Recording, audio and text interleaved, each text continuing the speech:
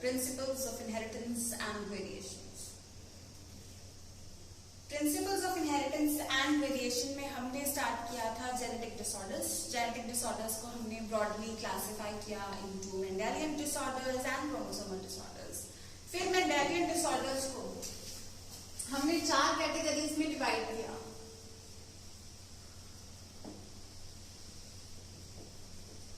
Mendelian disorders को हमने 4 categories में डिवाइड किया बच्चे। ऑटोसोमल डोमिनेंट ट्रेट्स, ये एक्चुअली ट्रेट्स भी हो सकते हैं, सिर्फ डिसऑर्डर्स नहीं हो सकते। Autosomal dominant,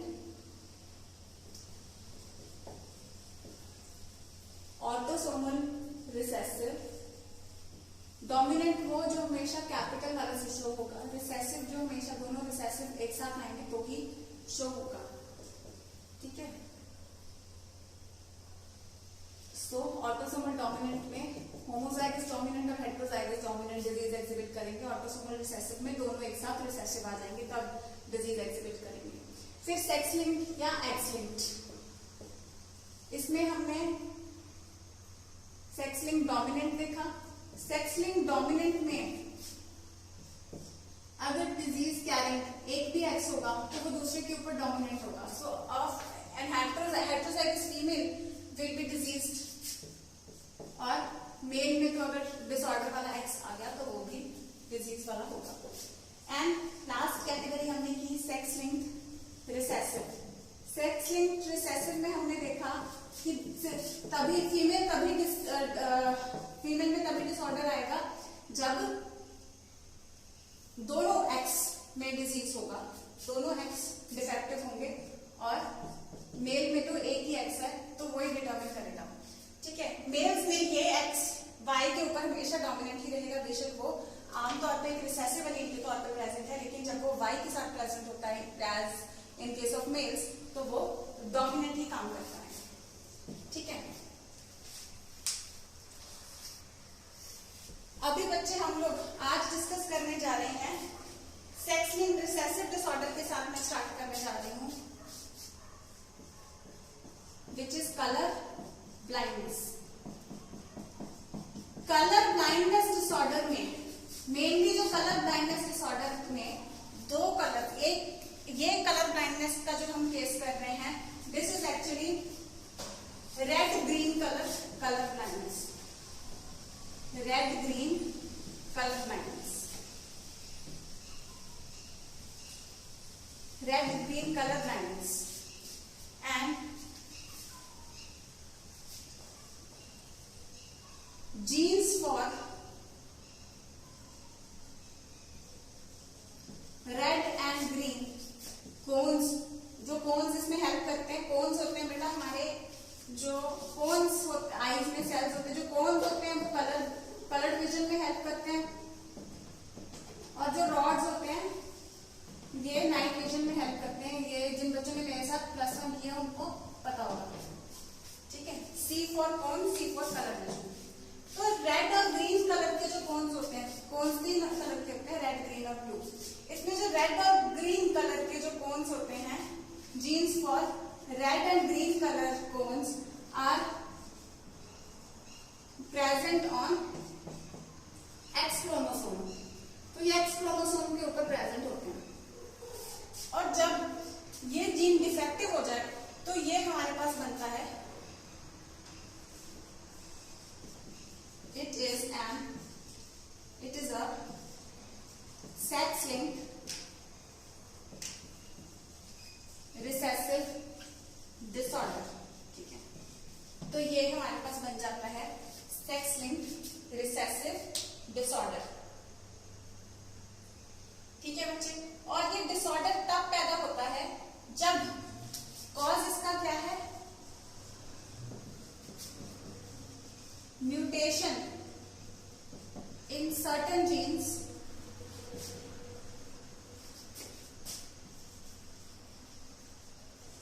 present on X chromosome। और वो certain genes कौन से हैं, रेड ग्रीन कोन्स के लिए जो जीन्स है, ये वाले जीन्स में जब कोई डिफेक्ट पैदा हो जाता है तो ये इनमें जब म्यूटेशन हो जाती है तो ये डिसऑर्डर पैदा करते हैं।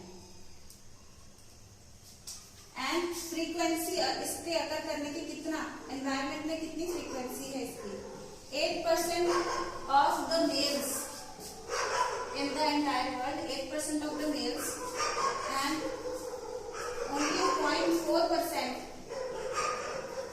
of the females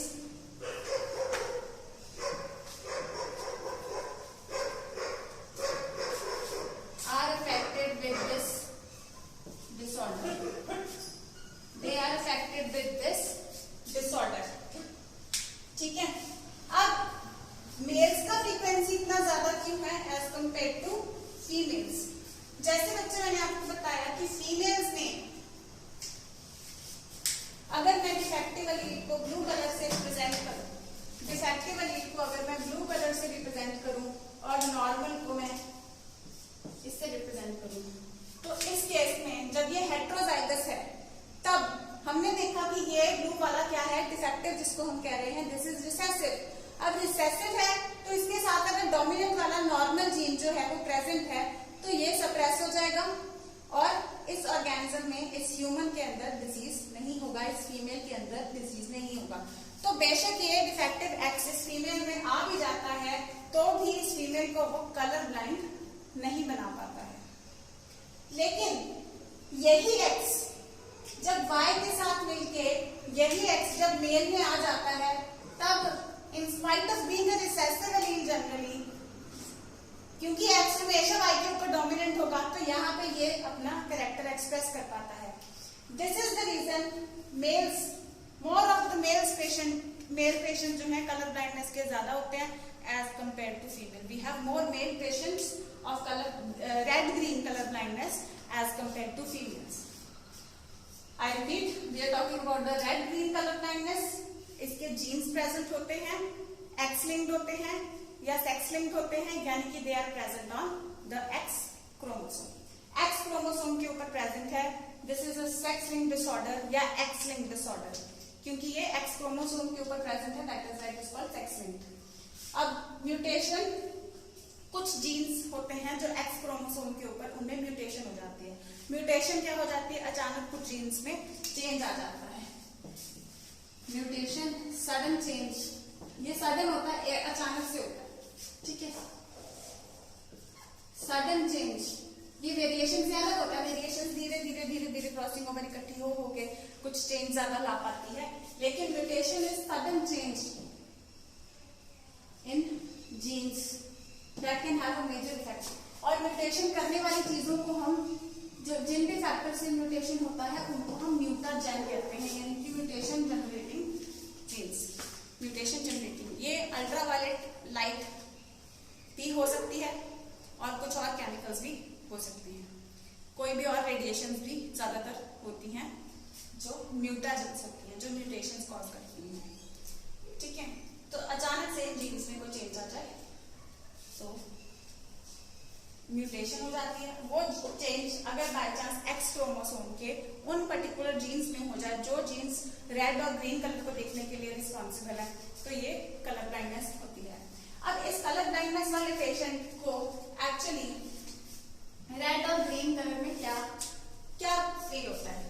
इसको रेड कलर जो होता है वो ग्रीन दिखाई देता है और ग्रीन कलर इसको रेड दिखाई देता है, ठीक है।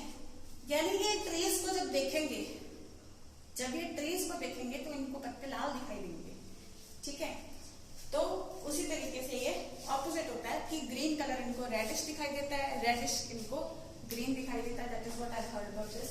इनको ऑपोजिट ये दिखाई देते हैं, ऑल्ट्रेशन हो जाती है इनकी कुछ इस तरीके से, ठीक है। अब you might be thinking if we show them the trees picture then they will say it is a red colour, maybe not, but actually छोटे होते हैं जब ये, क्योंकि ये जीन्स में है उनके, तो हम जब भी whenever we point out at a color कि trees are green in color, तो उनको उनके हिसाब से रेड को ही ग्रीन कहते हैं और ग्रीन को रेड कहते हैं, क्योंकि उनको बचपन से ही वैसे ही सिखाया गया है। तो ज्यादातर आइडेंटिफिकेशन इनकी उतनी पॉसिबल नहीं हो पाती है, ठीक है। तो इस कारण से काफी लोगों को हमें पता ही नहीं है, बिकॉज उनको आइडेंटिफिकेशन शुरू से ही वैसे कराई गई है कि this is green, this is red, and that is the name of the color, right? We know that trees are green in color, but they see them red in color, but they will call the red color as the green color, and because they are born to learn that, right? तो ये कुछ change इनमें होते हैं, ठीक है? अब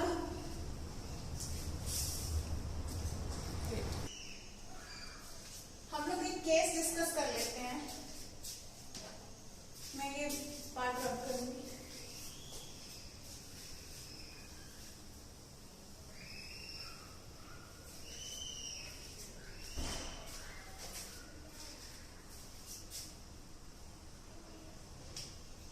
एक woman who carries the gene, who is a carrier, that means, यानी कि this recessive gene is present, but this woman is otherwise normal.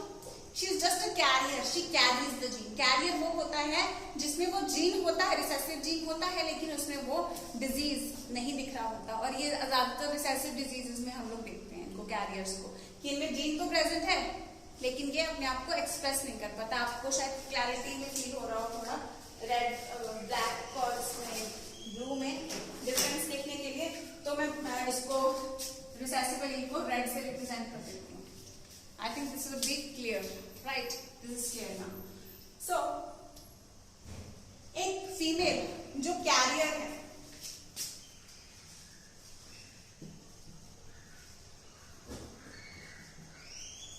when this carrier female will marry a normal man,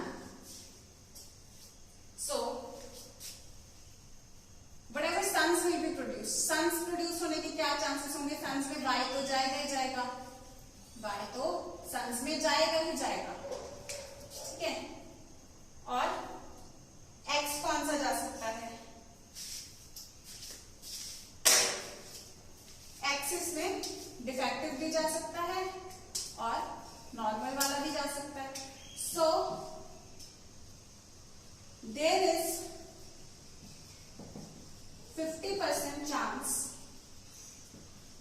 of the son of a carrier female to be colorblind. सन में 50% chance होगा. और इसकी daughters में एक x तो father का जाएगा ही जाएगा ना, और ये डोमिनेंट होता है, तो डॉटर में दूसरा, तो डॉटर्स में चांस होगा ओनली 50% कैरियर. जैसे मदर कैरियर थी वैसे ही 50% of the daughters will be carrier and 50% will be normal. तो ये सिर्फ सन्स में स्प्रेड करने का ज्यादा चांस है. तो यहाँ पे आप देख सकते हो 50% सन्स में गया, 50% डॉटर्स में गया ये जीन, लेकिन डॉटर्स में डिजीज जो है शो नहीं हो पाया, लेकिन सन में ये शो हो गया. दैट इज वाई रिसेसिव है इस कारण से, और दैट इज वाई हम लोग के पास परसेंटेज ऑफ द पेशेंट्स में फीमेल्स में सिर्फ 0.4% है, ठीक है? और यानी कि 200 में से कोई एक आधा केस मुश्किल से मिल जाता है. एंड मेल्स में 100 में से 8 पेशेंट, यानी कि 8% मेल्स आर कलर ब्लाइंड. अब फीमेल कब कलर ब्लाइंड हो सकती है? मैं ये क्रॉस फिर से रब करूंगी.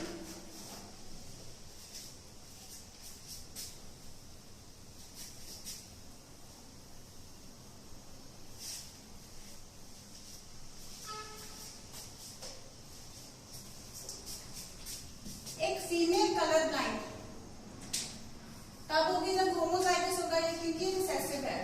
और फीमेल में से देखो एक एक्स तो मदर से आएगा, तो मदर, इसकी मदर या तो कलर ब्लाइंड होगी या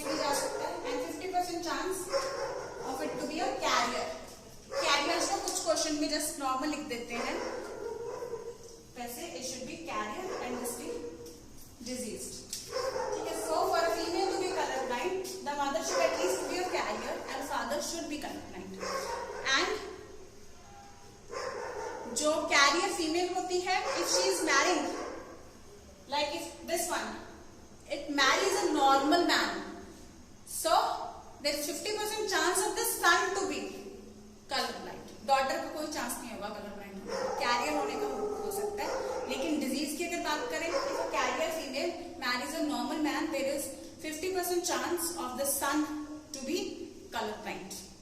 ठीक है, सिग्निफिकेंस में क्या है, क्यों होता है ये? Because the gene is sex linked recessive. Colour blindness is a sex linked recessive disorder, that is X linked recessive disorder, because the genes for red and green cones which help us identify the red and green colors are present on the X chromosome. और इनमें actually क्योंकि red और green mixing होके होता है सारा, और भी चेंज ला सकते हैं. Red and green colour blind होता है and sex linked recessive disorder है, यानी कि ये फीमेल्स में तभी एग्जिबिट होगा. X linked recessive disorders exhibited in females only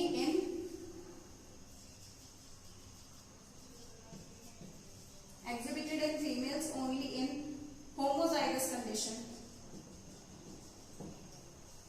and in males there are more chances because एक ही एक्स होता है बेचारे के पास, है ना, तो वही एक एक्स ही अगर डिफेक्टिव हो गया तो वो कलर ब्लाइंड हो जाएगा. तो सेक्स लिंक्ड रिसेसिव डिसऑर्डर्स जितने भी होते हैं उसमें हमें ज्यादा मेल पेशेंट्स मिलेंगे हमेशा.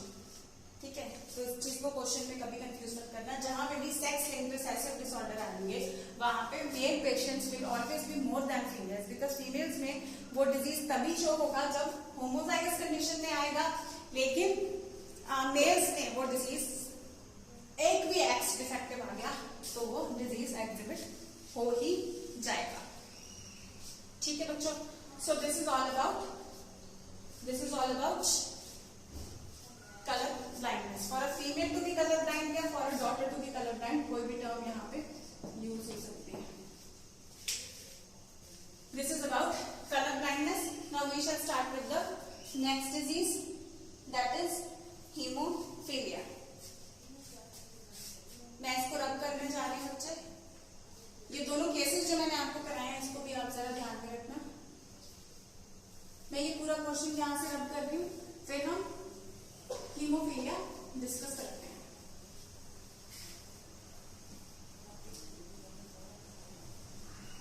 ये जो डिजीजेस हम लोग कर रहे हैं, कलर ब्लाइंडनेस, हीमोफीलिया, ये थ्योरी के लिए भी बहुत इंपॉर्टेंट है. मैं जस्ट आपकी बुक्स में, टेक्स्ट बुक्स में आपके पैराग्राफ है इनकी मैं थोड़ा पॉइंट वाइज आपको सेग्रीगेट करके ही बता रही हूँ. आप लोग ऐसे भी नोट कर सकते हैं, पॉइंट वाइज आप आंसर्स लिखोगे तो बहुत बेटर रहेगा.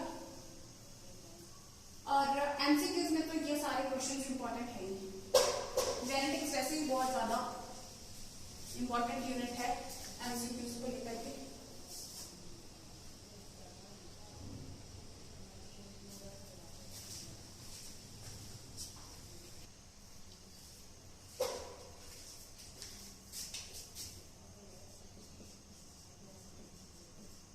Haemophilia is another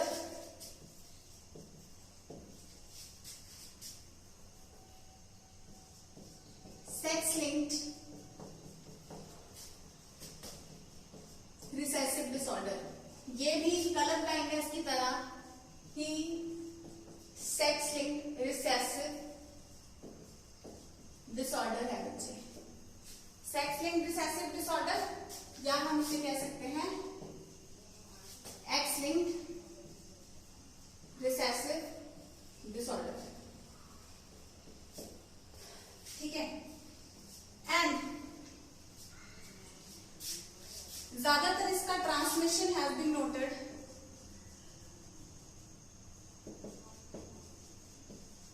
transmitted from carrier female. Transmission from, okay मैं यहाँ पे टर्म चेंज करूंगी, transmission from carrier female to some of the male progeny has been widely studied. ठीक है बच्चे, यानी कि देखा गया है कि अगर ये, क्योंकि ये भी सेक्सुअल रिसेसिव है कलर ब्लाइंडनेस की ही तरह, और अगर फीमेल कैरियर होती है यानी कि हेटेरोजाइगस होती है, तो इसमें भी फादर से तो वाई आ जाएगा सन में, और मदर से एक्स नॉर्मल भी जा सकता है और ये भी जा सकता है, डिफेक्टिव भी जा सकता है। सो यहाँ पे भी बिल्कुल कलर ब्लाइंडनेस की ही तरह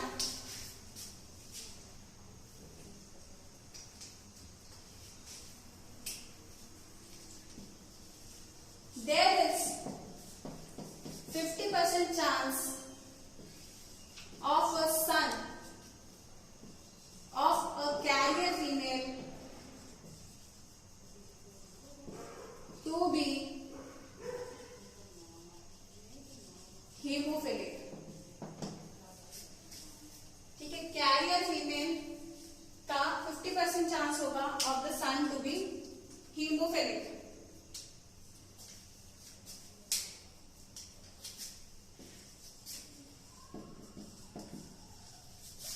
A single protein which is the part of the cascade of proteins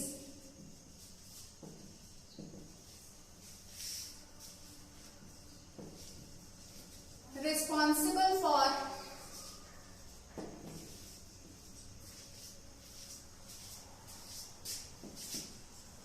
blood clotting। A single protein which is the part of cascade of proteins responsible for blood clotting may be defective to cause this disease। +1 class में मैंने आपको कुछ proteins बताए थे, आपको एक chart करवाया था, फ्लो चार्ट करवाया था। जिन बच्चों ने मेरे साथ +1 किया उनको फ्लो चार्ट में मैंने करवाया था कि कुछ प्रोटीन्स का रिएक्शंस होते हैं और तब जाके ब्लड क्लॉटिंग होता है, और आपको एक लिस्ट भी मैंने प्रोवाइड की थी। ठीक है, 13 फैक्टर्स की वो लिस्ट भी आपको प्रोवाइड की थी। तो यहाँ पे क्या है कि कोई भी एक प्रोटीन उनमें से, जो इतने सारे प्रोटीन रिस्पॉन्सिबल हैं जो फाइनली ब्लड क्लॉटिंग के लिए रिस्पॉन्सिबल हैं, तो यहाँ पे क्या होता है, एक्स लिंक्ड के ऊपर जो जीन प्रेजेंट है उनमें जब डिफेक्ट पैदा हो जाता है, तो उनमें से कोई एक प्रोटीन भी अगर डिफेक्टिव हो जाए उस जीन में म्यूटेशन के कारण, देखो बेटा जो जीन है उसमें हुई म्यूटेशन, चेंजेस आ गए, और जीन कोई भी एक जीन जो क्लॉटिंग के लिए रिस्पॉन्सिबल है एक भी डिफेक्टिव हो गया, तो एक भी प्रोटीन डिफेक्टिव प्रोड्यूस होना शुरू हो गया या प्रोड्यूस नहीं हो रहा है, तो एक भी सिंगल प्रोटीन भी उसमें से अगर खराब हो गया, बन नहीं रहा है, मिसप्लेस हो गया, कुछ ऐसा हो गया, तो वो नहीं बन पाएगा, तो ब्लड क्लॉटिंग नहीं हो पाएगी। तो ब्लड क्लॉटिंग नहीं हो पाएगी तो simple cut will result in non stop bleeding. तो ये कॉज है इसका। तो रिजल्ट क्या होता है इस केस में कि थोड़ा सा भी कट लग जाए, a simple cut will result in non-stop bleeding। A simple cut will result in non-stop bleeding। एक छोटा सा भी कट लग जाएगा तो क्लॉटिंग का प्रोटीन तो खराब है, तो नॉन स्टॉप ब्लीडिंग हो जाएगी। इतनी ज्यादा ब्लीडिंग हो सकती है कि इस पेशेंट की डेथ तक हो सकती है उस टाइम पे। ठीक है, अनलेस एंड अनटिल ये जल्दी डॉक्टर को अप्रोच करें, तो एक छोटे से कट से इतनी ज्यादा ब्लीडिंग हो जाएगी कि इस पर्सन की डेथ भी इस कंडीशन में हो सकती है। ठीक है, इसमें बच्चे हम लोग केसेस डिस्कस कर लेते हैं। अभी मैं ये पार्ट रब करूंगी।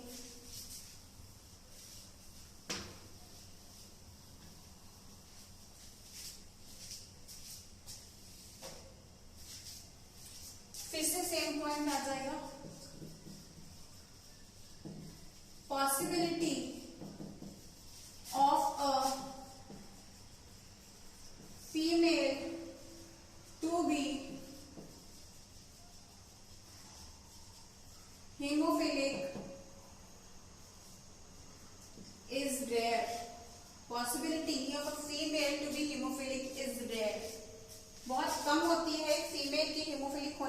पॉसिबिलिटी। क्यों? Because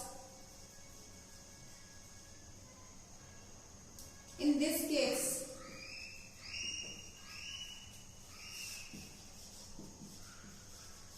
at least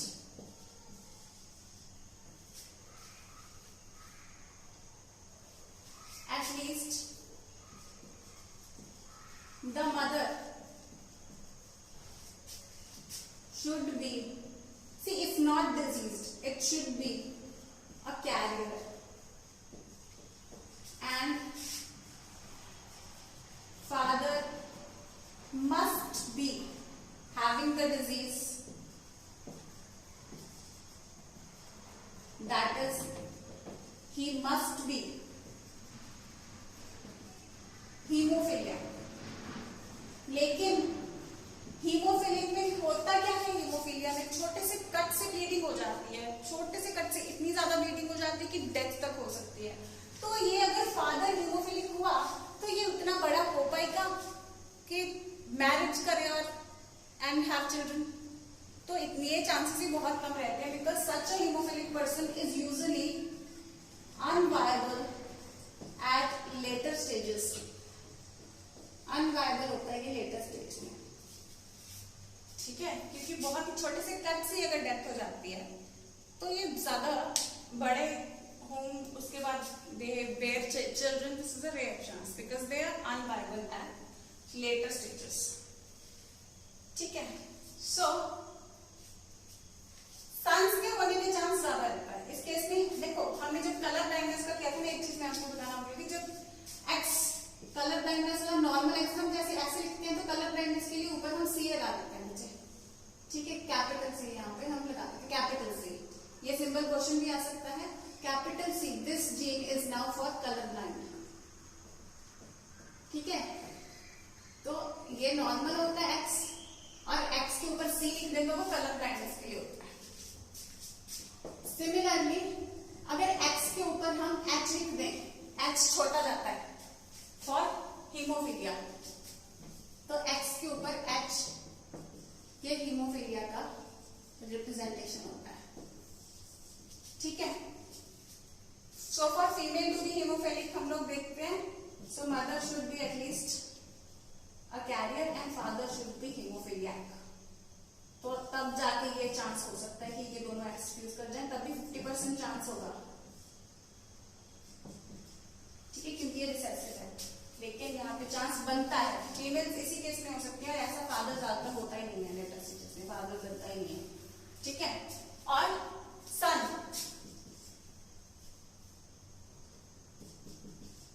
for a sun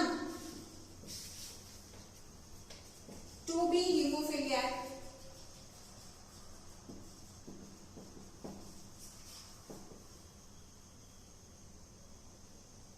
rather I should write it the other way. A carrier mother has 50% chance,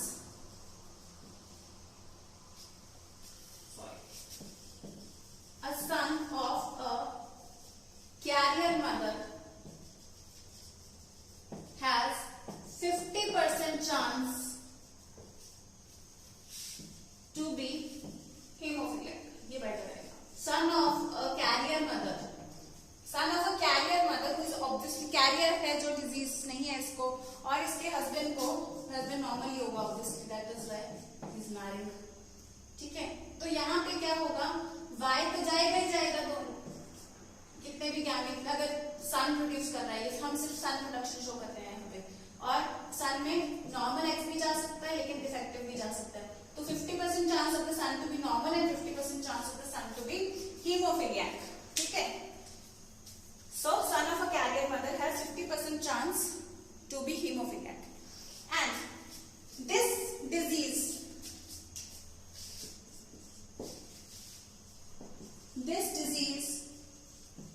is noted in the pedigree or family history of, in the family history of queen Victoria. Queen Victoria की family history में बहुत सारे ऐसे देखे गए हैं